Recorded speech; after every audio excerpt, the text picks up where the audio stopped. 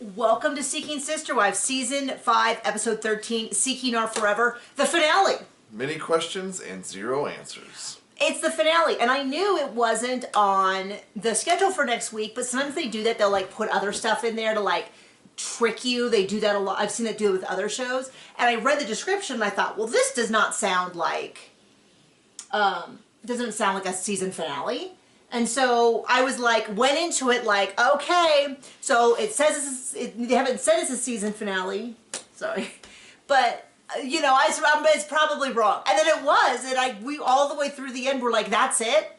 No wrap-up videos, no like final things. We only got one somewhat satisfactory ending, but everything else was left open-ended. And then they're like, they do the whole, like, the cards where they tell you what's happening now. And I'm like, we couldn't have gotten any of this information. This was actually interesting. Most interesting part of the episode was the last, like, 30 seconds when they did the final thing. So let's start with the gang member.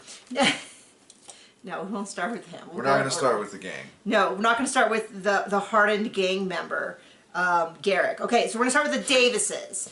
The Davises are Nick, April, Jennifer, Danielle, and then Jasmine is our potential. So it starts with them waking up, which I don't buy. Totally real and not manufactured at all. The light's already on. There's already a camera crew in the room.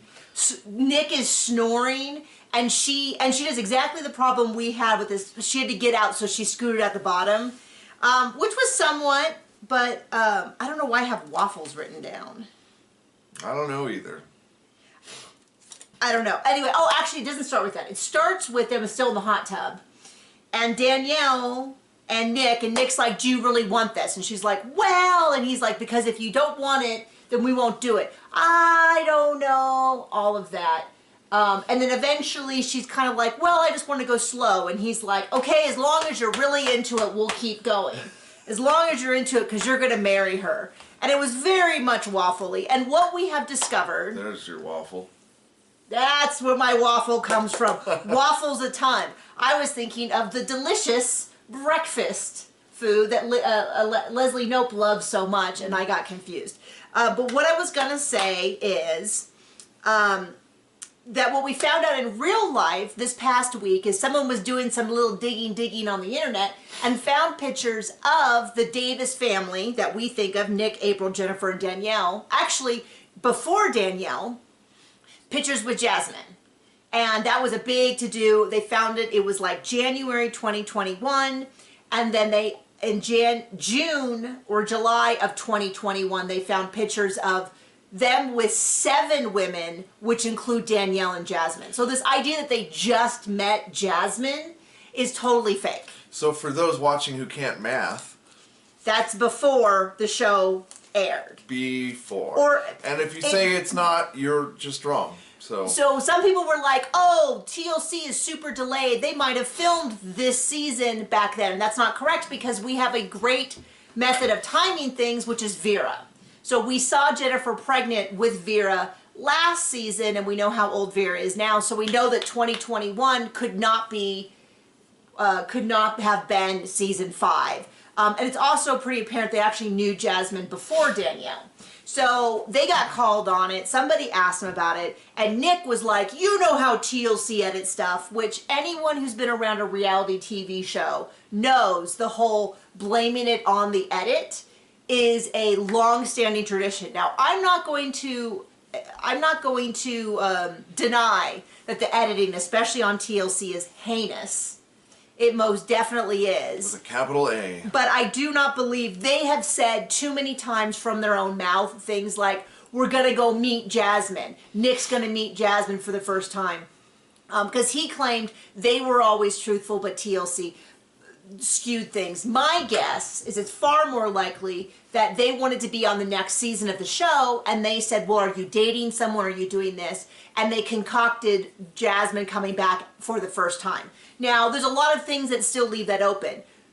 I do not think Danielle is a good enough actress to fake the amount of worry she had this whole season.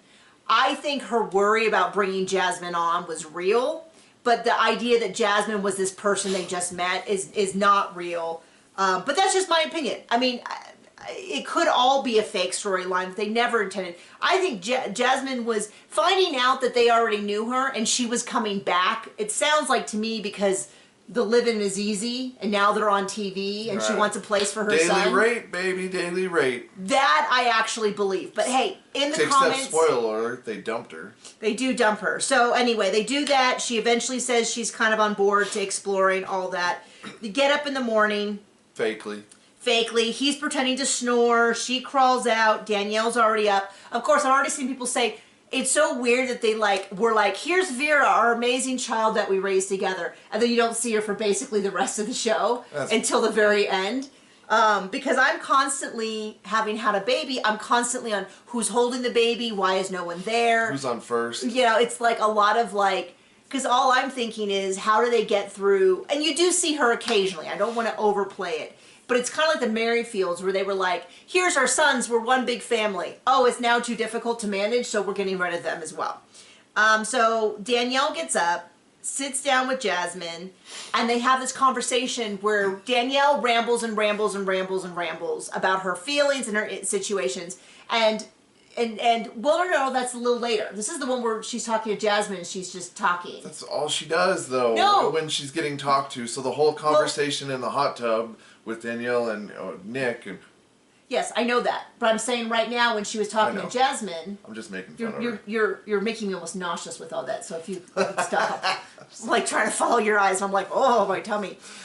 No, and so then and Jasmine's just like, yeah, I don't really care about any of that. I just want I'm ready to move in. What's funny is they screwed up this whole we just met Jasmine thing because they multiple times because they at no point talked to her on camera about the fact that Danielle would have to marry her.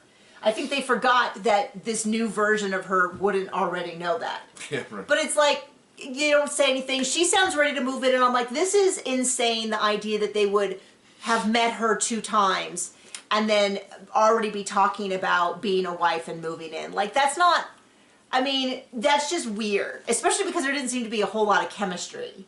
So they do all that. She says goodbye. They all hug her goodbye. They have a family meeting. It's supposed to be several days later, which is crazy to me also because I go, no. As soon as the padlock turns on that door, you're discussing it right then, right? That's how we do stuff. Yeah, but we're not crazy like maybe people. We look through the window to make sure that they... Now, of course, the TV crew is like, well, we need to go film the Merrifields. We got to get out of here or something. But I'm just like, who waits several days? This is not... you know what I mean? Like, my work meetings come together faster than this. Right. Which are, you know, about as fun as this conversation. So they all sit down. The baby's back. They're going to have a family meeting. And there was a lot of like, well, how do we feel about Jasmine? I think she's great. I think she's amazing. I think she's great. And then all of a sudden Danielle's like, well, she's great and all, but, you know, and then April's like, I agree, but, and then Nick is like, well, I guess even I have to hold to the rules of our relationship. And we were like, even I have to? Well. And then they eventually land on, maybe they'll keep searching, but not with Jasmine. But I really thought he was on the verge of saying, I'm going to do it anyway. Well. But this is where I go, I know that reality TV is not 100% reality because the presence of the camera affects how people act. But I'm going to need a little bit more reality than what we got with this family. And what's funny is if they had just introduced her as this is a partner that I used to have and we haven't been together, maybe she went and had another partner and that's, you know, I don't know. Wouldn't have been any less engaging. It would have been far more interesting because it would have explained why they were moving so quickly, why Jasmine was so chill, all of that. Like they could have just done that, but they're trying to blame TLC. I don't know if it's TLC or someone else. Our child is home for summer and is going to ruin our YouTube schedule. So I'm just kidding. He doesn't ruin anything. He is amazing and perfect. Okay, so they decide that they're going to say no to her, but they're going to continue seeking. And they're like, we're just so excited that Danielle finally found her voice to say no. And I'm like, well, first off, they don't look terribly, Nick does not look terribly excited. Secondly, I'm not convinced that the whole thing ended up feeling very eh. And what bothered me the most was that I felt like, why didn't we get a final wrap up from Jasmine? So all of that, and they couldn't, Natalia can send a little voice message to the production. She can't send a little message. She can't say things like, it feels weird that they decided no after 2 dates. I think it's also weird that, according to them, she had 2 dates with Nick and then came for a sleepover where they claimed all they did was cuddle. Like, I'm not saying that everyone has to work on the schedule that I think is normal. But I'm going to tell you, that is not normal. You don't normally have a kiss and then go, we're going to have a cuddle sleepover. Things tend to progress a little differently. And then the fact that she's only kissed twice and they're asking her to move in, I'm like, this is a weird mix of like Puritan, like we're going to commit before we have, but then also not. Like it was a very odd mix to me. But like I said, not part of the modern dating scene. Maybe that's how things progress. But anyway, so that's the end of that. Now we get to the always thuggin' crew. They sound so dangerous. So the Merrifields. So they're going to have a stay-in date with Miriam, which definitely feels like a stay-in date because there's no other option, because there's nothing else. Buena Vista, if you're not familiar with it, we had to look it up on a map. We live in Colorado, but we weren't sure where it was. Apparently it's the ghetto of Colorado. According to how he's presenting it. We don't actually know that. It's about an hour straight west of Colorado Springs. So that is moving towards the Continental Divide, which is called the Front Range. And everything west of the Continental Divide is called the Western Range? Western Slope. It's Western Slope. And always thuggin' crew. Anyway, I don't know why I'm all of a sudden blanking on these. The Front Range and the Western Slope. I don't know what's wrong with me. I swear I actually do live here. I actually live in Rhode Island or something. I've been pretending to be in Colorado the whole time. So what's weird about his behavior... The one thing that's weird. No. Well, that I had not previously noticed until now is that he seems to sort of have a yes, unless there's an exception rule to anyone wanting to join his family. Oh, Miriam reached out? Okay, let's talk about her being a wife. And it kind of seems like there has to be, if it's not a no, if it's not a clear no, then it's a yes, which is, I don't think how most people approach marriages. Because he's already talking about like when they're married. And he seems very comfortable with this idea of like just throwing her onto the pile. So they do a stay-in date, and he's already like scooting in close and like stroking her leg, which is just so weird to me to do. She is not into it. And she's not into it, so she asked about what if I wore the hijab, and he doesn't seem to know anything about it because he's like, oh, well, you wouldn't wear it in the house, that's fine. Because he's like, well, I'd just be like, where'd my beautiful wife go? Let me just take this off, which is, like, I'm not even Muslim, and that sort of terminology of like, I just take it off of you feels very, like, it's super icky. Correct me if I'm wrong. If you were Muslim and that was the modesty wear that you wanted to wear, it would be... like that's icky, right? Like if I said I wanted to wear pants, he's like, I really want you to skirt. I'd be like, take off your pants. You should wear a skirt. I'd be like, whoa. Nothing about that feels comfortable. Especially with the ick. And so then he goes through to explain how he was a playboy, a wild boy, and he started a gang in Buena Vista. Called Always Thuggin' Crew. From what I understand... Where he says on TV that he practiced... I don't know what you're going to say. Protection money. Oh, okay, Give me protection money or stuff's going to happen. And he had stuff for his... Because he always be thuggin'. He had stickers for his truck. And when I think of gangs, I always think of stickers. Yeah. You gotta let everybody know. And she's a little bit like, he's 6th generation in this town. And I'll tell you, we've lived in small rural towns, much smaller than that. 6 generations. So his family was prominent. Prominent. We'd always hear that. The more inbred you are, the more prominent you are in these cultures. Stop it, Just John. saying. No, but it's just, for those of you who don't remember, because this comes up occasionally, in the first season, he lived on a property that his family owned, and he worked for the family business. And then after that season, they were like, go away. You gotta get out of here. I don't know if that was when they found out. And before you think, well, certainly they knew ahead of time, I will tell you, I've told this story many times, that I knew a gal in the archery community who we had always heard rumors that she had erotic photos of herself with her archery equipment. And I always assumed that it was sort of like a mean rumor because she was very... But to be fair, she married it. Well, no. Let me get there. Let me get this in a natural order, which is she was... There is no natural order to this. She was very difficult as a competitor, as someone around. She was just always causing these problems. She was always delaying tournaments. There was a lot of problems. And so most people just gave her a wide berth because if you were near her, she would trip over this and need to be carried off the field. Suck you into crazy. Yeah, I mean, I had a huge issue with her at a tournament and filed a protest because her behavior was so erratic. I felt unsafe in the woods with someone who was carrying a deadly weapon. And we found out because a documentary came out that she was something called objectum sexual, which meant that you believed that objects had souls and you could have meaningful relationships. And she had a legal marriage to the Eiffel Tower. She did talk about her beau as being one of her boyfriends, and that's why she stopped shooting so well, is because after you have a falling out with a lover, it's difficult to work with them again. Like all sorts of crazy stuff. And we didn't know until the documentary came out.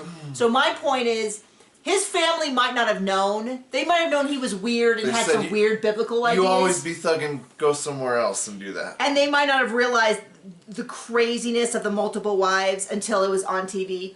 And or they might have been like, it was one thing when you were being weird in your house. It's another when you go on national TV. And we just can't have you here. I'm not always a fan of cutting. I'm not always a fan of I should say, cutting off family is a very personal thing, and I'm not going to make a blanket statement. But with Garrick, I kind of feel like it's fair to say that family that cut him off probably has some pretty justifiable reasons because he is not there. She talks about him being from a small town. He describes her. She says she doesn't want to live in a small town. She's like, well, you get a vacation home here, but I'm the only brown person here, was her words. And then she says, well, she's not really brown, but, you know. But anyway, she doesn't want to live in a small town. And then he calls her a little standoffish and awkward. And I'm like, it's so weird that you just seem... She's the awkward one. Yeah, she's the weird one in this relationship. But it's also weird to me that he just seems to have this attitude of like, I'll take anyone willing to join the family as long as I can boff them. But, here's a couple things that might be a no. But as opposed to, I think most people tend to date the opposite way of like, you don't just say I'm going to keep dating someone regardless of how I feel unless there's a no. Most people say there has to be chemistry at least to move forward.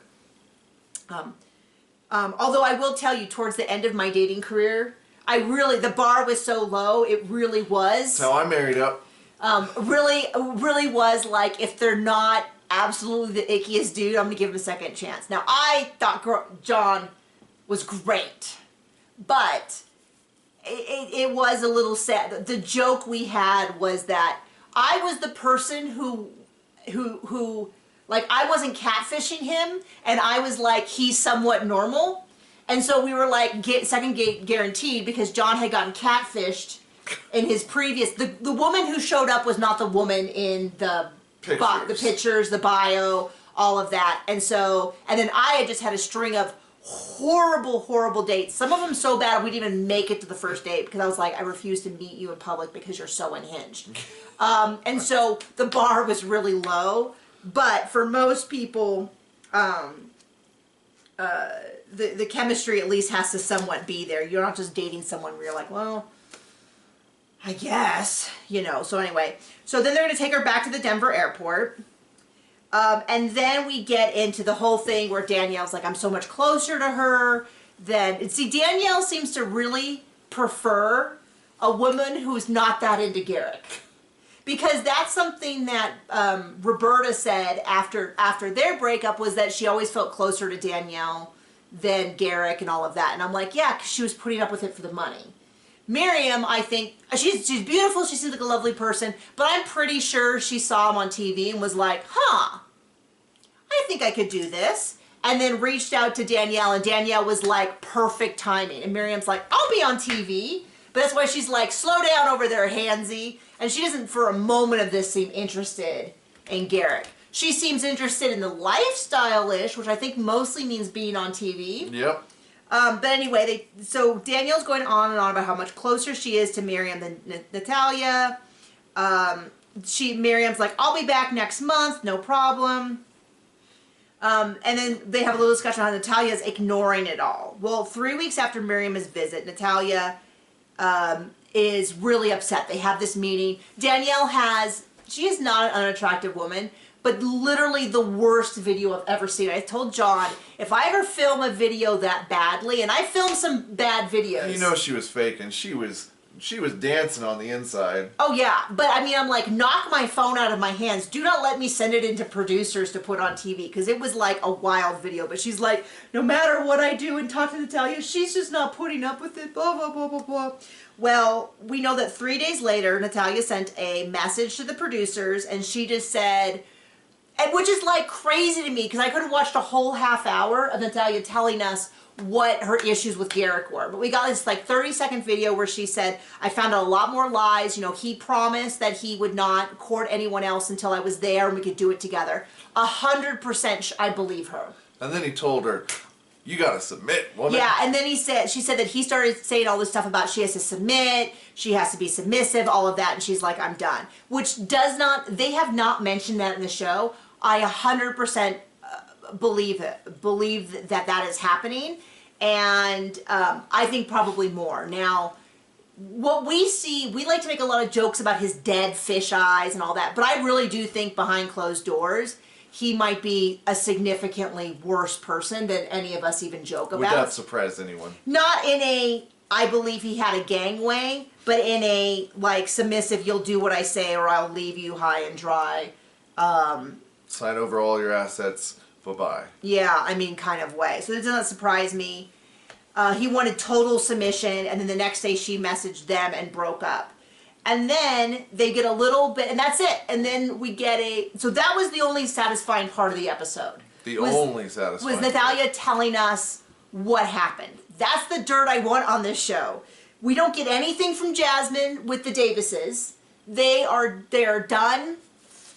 Done with her. We don't get any follow-up. We don't get the awesome stuff of the, okay, name some more crazy people. Well, hold on. Well, then they tell us that they are, 2 months later, she had a baby. The baby's adorable. I feel terrible for her. And then they tell us in the follow-up that they broke up with Miriam. No follow-up video for Miriam. She can't send over an iPhone picture, a video, or anything. Now they have a new one named Lorraine, also from Brazil. They baptized her and got engaged the first time they met her.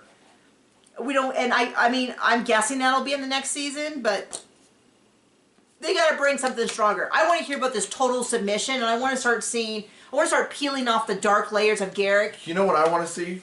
Nothing. The Sherwoods get catfished. That happened, and we didn't see that either. See nothing. Okay, so speaking of it, we also have. Speaking of the other things we didn't see, the Ryan family, which is Justin and Becky. We saw part of this. I was so confused because it comes back and he's coming back from the date. I turned to John and I said, didn't we already see him talking to Becky about the date? We did. And he goes, maybe that was the preview last week? And I'm like, okay. So she comes in. The dog was the most interesting part of it. He says he's been dating Yari for a few months. We're worried about wasting our time. They go back and forth. And I'm sorry. I'm not. Well, I was going to say, Becky just, I don't know what it was. It was like I couldn't figure out if her hair was really greasy or wet or what. But I just kept staring at her going, why does she look worse than normal? Anyway, after all that, we get the summary that apparently they're just still dating her.